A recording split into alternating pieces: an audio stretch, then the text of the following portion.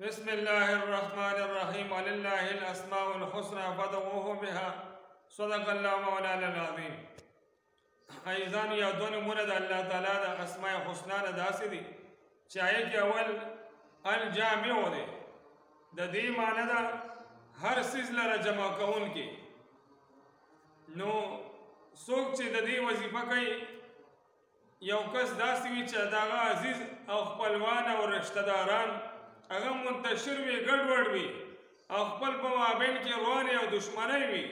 بې اتفاقۍ وي کورونو کې یا خپلوانو کې داسې وي، نو هغه دی وایي د سخت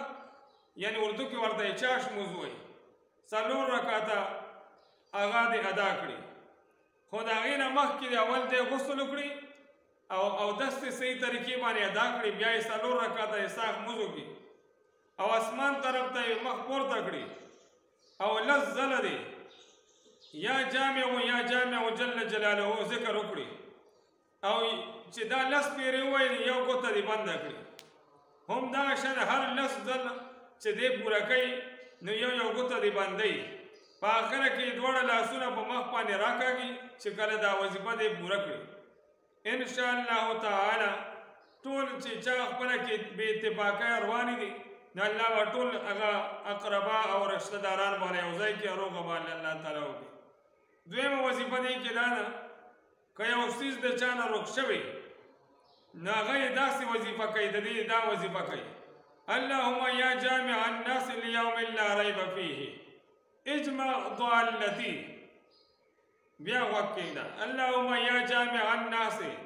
لیوم لا ریب فیه اجمع ضالتی. دا دی ووایي انشاءالله تعالی الله تعالی ورته دا روغ شوی څیز که هغه سولي ده که نور څه شی د ده نه روغ شوی الله تعالی به ورته میلاو کړي. درېیمه وظیفه کې دې کې دا ده چې جایز محبت دپاره دا وظیفه او دا دعا ډېر بې مثاله ده، یعنې ډېر کارآمد ده او ډېره فایده ورکوونکی چې څوک دا وظیفه کوي. نو لهذا دا وظیفه د خپلې محبت چې جایز وي او د ملګرتیا دپاره او د خپل دوستانو اقرباو د محبت راوستو دپاره چې دی دا ډېره فایده منه ده دغه وظیفه او دا نوم د الله تعالی. نو لهذا یا جامع یا جامع جل جلاله د دې بیت پکار دی، بیا دعا وختل پکار دی. الله تعالی به دغه 3 کارونو لپاره چې څوک وایي نو الله تعالی به الله پوره وګرځوي.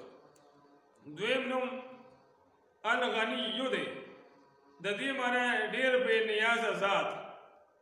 یعنی هغه ذات چا ته محتاج نه وي، هغه ته ټول مخلوق محتاج وي. نو دې کې یو وظیفه دا چې څوک روزانه او یا ځله یا غنی جل جلاله ذکر کوي الله تعالی به هغه په مال کې ډېر خیر او برکت واچوي او انشاءالله تعالی چا ته به الله محتاج نه کړي. او کوم سړی دا دویمه وظیفه ده، اوس کوم سړی چې هغه ظاهري یا باطني بیمارو کې مبتلا وي، ظاهري معنی دا چې هغه تبی وي، سر یې خوږېږي، غاښ یې خوږېږي، معدې درد وي، نور بدن کې څه ظاهري جسماني بیماري وي. باطني بیماری دا چې دغې بنیتي ده، دغې حسد دی،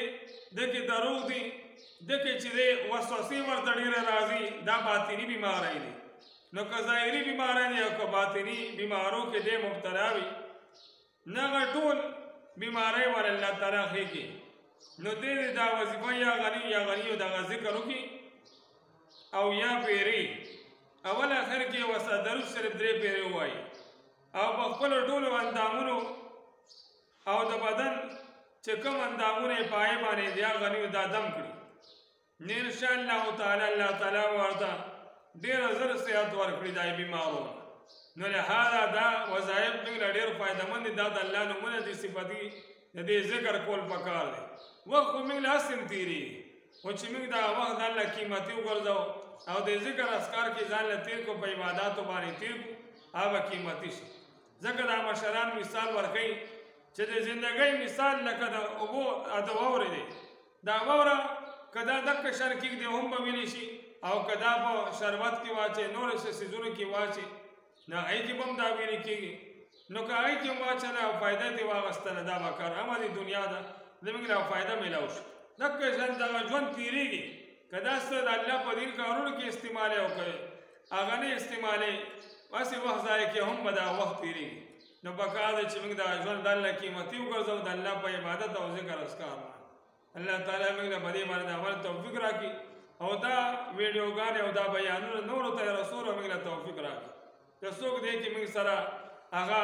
کارآمد دی او دا نورو ته نشر کوي ټول الله جزای خیر ورکړي برحمتک یا